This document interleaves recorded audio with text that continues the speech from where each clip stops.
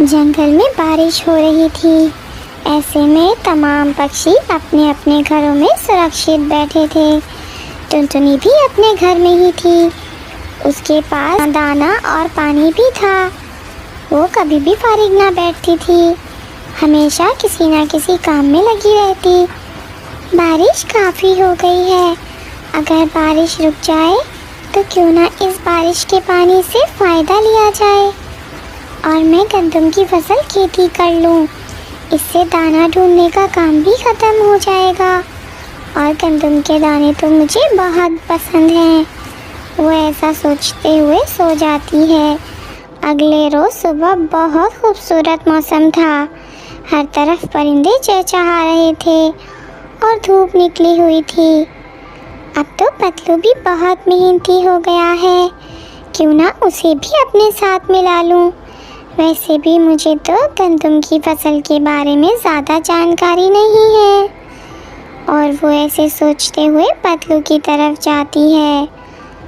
ओह टुनटुनी, बारिश तो बहुत अच्छी हो गई। ज़रूरत भी थी बारिश की, हर तरफ सूखा हो गया था।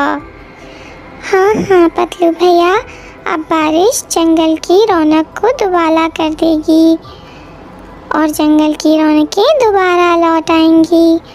पतलू भैया, मैं बैठी हुई थी कि एक आइडिया है मेरे दिमाग में, मैं इसलिए आई हूँ तुम्हारी तरफ। हाँ हाँ टुनटुनी, बताओ। मैंने सोचा कि इस बारिश के पानी से कुछ फ़ायदा लें। क्यों ना हम पास में ही जो बारिश का पानी जमा है उसमें गंदम की फसल खेती कर लें। टुनटुनी, बात तो तुम्हारी ठीक है। गंदम के दाने खाए हुए मुझे भी बहुत दिन हो गए हैं। पहले तो मैं जब दिल करता था इंसानों की आबादी में चला जाता था, लेकिन अब डर लगता है बहुत। इंसान बहुत जालिम हो गए हैं, हर किसी के पास बंदूक होती है। हम ऐसा ही करते हैं, अपने खुद से गंदम उगा लेते हैं। लेकिन पतलू भैया, एक मसला है, मेरे पास गंदम के बीज नहीं हैं। तुम चिंता ना करो, ये कौन सी बड़ी बात है। पास वाले जंगल में मेरे रिश्तेदार रहते हैं, मुझे पूरा यकीन है हमें वहाँ से कुछ गंदम के दाने मिल जाएंगे जिन्हें हम बोलेंगे। फिर चलो, तो फिर यहाँ हम चलते हैं, मैं भी फारिग ही थी। चलो चलो, मुझे भी कोई काम नहीं है। और वो पास वाले जंगल की तरफ चल देते हैं। आओ पतलू, कैसे आना हुआ, सब ठीक है ना। और ऐसे कालू कौवा उनको वेलकम करता है। हाँ हाँ, सब ठीक है। वो असल में बात ही ये है कि मैंने और टुनटुनी ने प्लान बनाया है गंदम की फसल बोने का। बहुत अच्छी बारिश भी हो गई है, अब तो पानी भी मिल जाएगा और मौसम भी ठीक है गंदम की फसल के लिए। लेकिन एक मसला है कि हमारे पास गंदम के बीज नहीं हैं। अगर आप हमें चंद दाने गंदम के दे दो तो एहसान होगा आपका। इसमें एहसान वाली क्या बात है, ये तो कारोबारी बात है। आप मुझसे गंदम के बीज ले लो, लेकिन जब तुम्हारी फसल तैयार हो जाए तो मुझे गंदम वापस करना होगी। हाँ ये ठीक है, मुझे तो कोई एतराज़ नहीं है, लेकिन टुनटुनी से भी पूछ लो। नहीं नहीं पतलू भैया, मुझे भी कोई एतराज़ नहीं है। आप बड़े हो, जो फैसला आप करोगे मुझे मन से कबूल होगा। तो फिर तुम यहीं बैठो और मैं गंदम के चंद दाने अभी तुम्हें ला देता हूँ। और कालू कौवा गंदम के बीज लेने चला जाता है। ये लो गंदम के दाने, लेकिन कटाई के वक्त मुझे भूल ना जाना। मेरी बात फिर से सुन लो, मैंने अपने गंदम के दाने वापस ले लेने हैं। कालू भैया, मैं वादा करती हूँ, हम आपके गंदम ज़रूर वापस कर देंगे। और फिर ऐसे पतलू और टुनटुनी गंदम के बीज लेकर वापस हो लेते हैं। ये जगह ठीक है पतलू भैया, हम यहाँ ही गंदम बो देते हैं। और फिर वो दोनों बारिश के जमा पानी में गंदम के बीज बो देते हैं। अब चले पतलू भैया, अब हमारा काम तो ख़त्म हो गया, आप कुछ दिन बाद आकर एक बार फिर देख जाएंगे। हाँ टुनटुनी बहन, चलो अब चलते हैं, वैसे भी मैं बहुत थक गया हूँ। और वो दोनों अपने अपने घरों को लौट जाते हैं। ऐसे ही कुछ दिन और रात गुजरते हैं। फिर एक दिन टुनटुनी कौवे के पास आती है। पतलू भैया, अब तो काफ़ी दिनों से बारिश भी नहीं हुई, चलो हम जाकर अपनी फसल देख लें। ये ना हो कि पानी सूख गया हो। हाँ, मैं भी तुम्हारी तरफ आने ही वाला था। अगर पानी सूख जाए तो गंदम की फसल बर्बाद हो जाती है। और फिर वो दोनों अपनी गंदम की फसल देखने चले जाते हैं। वही हुआ जिसका मुझे डर था, बारिश का पानी सूख गया है। गंदम के पौधे भी सूख जाते हैं। अगर इनमें पानी ना जाए तो अब क्या करना होगा? ये तो बहुत परेशानी बन गई है। लेकिन तुम हौसला रखो, तुम अपने घर जाओ और मैं पूरब वाले सागर की तरफ जाती हूँ और बादलों से पूछ कर आती हूँ कि वो कब तक इधर आएंगे और फिर से बारिश बरसाएंगे। कोई बादल तुम्हारे जानने वाला है क्या? हाँ, यहाँ के तमाम बादल मुझे अच्छे से जानते हैं। और फिर टुनटुनी बादलों की तरफ और पतलू अपने घर की तरफ चला जाता है। टुनटुनी होशियारपुर में सागर के पास पहुँच जाती है। सुनिए छोटे बादल, मुझे इस बड़े बादल से मिलना है जिसका रंग बिल्कुल काला है और वो पहाड़ों वाले जंगल में बारिश बरसाने भी जाया करता है। हाँ, चिड़िया थोड़ा सा आगे, वो अभी यहाँ से पानी पी कर गया है। आपका बहुत शुक्रिया। और टुनटुनी जैसे ही थोड़ा सा आगे जाती है उसे वो बादल मिल जाता है। टुनटुनी हो ना तुम? पहाड़ों वाले जंगल से आई हो, मैं जानता हूँ तुम्हें।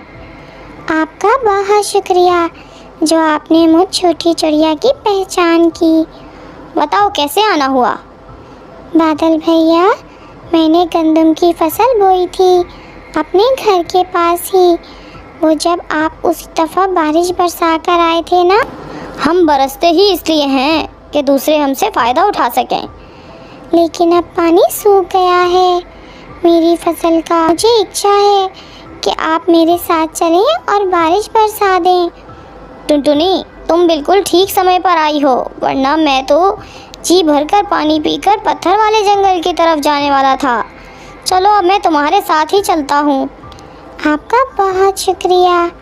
और फिर टुनटुनी और बादल पहाड़ों वाले जंगल की तरफ चल देते हैं। वो गंदम की फसल के पास पहुंच जाते हैं। पतलू भी बादल को देखकर बहुत खुश होता है। फिर बादल बरसते हैं और जल्दी उनकी गंदम की फसल में पानी ही पानी हो जाता है। टुनटुनी बादल को शुक्रिया बोलती है और फिर बादल चला जाता है। टुनटुनी, अब तो मज़ा आ जाएगा। अब कुछ ही दिनों में हमारी गंदम तैयार हो जाएगी। आपने बहुत बड़ा काम किया है। आप बेशक अब ना आना, मैं देख लूँगा। और जैसे ही फसल तैयार होगी मैं तुम्हें बता दूँगा। ठीक है पतलू भैया, अब हम चलते हैं, मैं बहुत थक गई हूँ। ऐसे ही कुछ दिन और गुजर जाते हैं। फसल तैयार हो चुकी थी। फसल तैयार हो चुकी है, अब मुझे टुनटुनी को बताना चाहिए। और फिर पतलू टुनटुनी के पास जाता है और उसे बताता है कि फसल पक गई है। तो फिर कब कटाई करना होगी हमें? आज ही। तुम जाओ और फसल की कटाई शुरू करो और मैं दूसरे जंगल से काले कौवे को भी बुला लेता हूँ। उसका बीज भी तो वापस करना है ना। हाँ पतलू भैया, ये ठीक है। हाँ पतलू भैया, ये ठीक है, मैं जाती हूँ। और तुम कालू को भी बुला लाओ और उसका भी हिसाब यहीं कर देंगे। और फिर वो ऐसा ही करते हैं। लगता है फसल पक गई है हमारी गंदम की। जी कालू कौवे, पक गई फसल और आज कटाई करना है, इसलिए आपको बताने आया हूँ। आप चले मेरे साथ। चलो भाई पतलू। और वो वहाँ से चले जाते हैं। वाह टुनटुनी, तुमने तो गंदम काट भी दिए। लाओ अब मुझे दे दो गंदम।